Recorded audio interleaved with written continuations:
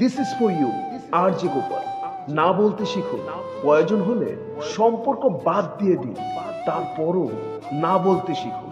এই লোকটি একটি দোকান দিয়ে নতুন ব্যবসা শুরু করেছিল এবং তার সমস্ত পরিচিতজন, বন্ধু, প্রতিবেশী এবং পরিবার সেখানে কেনাকাটা করত এবং মাঝে মাঝে বাকিও চাইতো।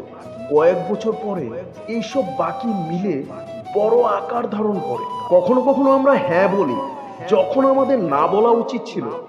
আপনি হ্যাঁ বলবেন ভাবছেন আপনি মানুষকে সাহায্য করছেন, কিন্তু আসলে আপনি হেরে যাচ্ছেন এবং আপনার কঠোর পরিশ্রম এবং ত্যাগ স্বীকার করছেন। আপনার সবসময় খারাপ যাবে এবং বাকি টাকা চাইবেন, তখনই সবাই আপনার দিকে মুখ ফিরিয়ে নেয়। তাই সবসময় হ্যাঁ বলবেন না। আপনার ব্যবসায় বিনিয়োগ করুন এবং সঞ্চয় করুন। স্মার্ট হন, সবকিছু হারিয়ে যেতে দেবেন না। এটি একটি উদাহরণ, এর মধ্যে আরো অনেক কিছু লুকিয়ে আছে।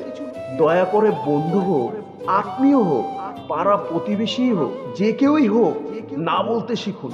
কেননা শূন্য হওয়ার আগ পর্যন্ত কেউ আপনাকে ছাড়বেন না যদি না বলতে না শিখুন।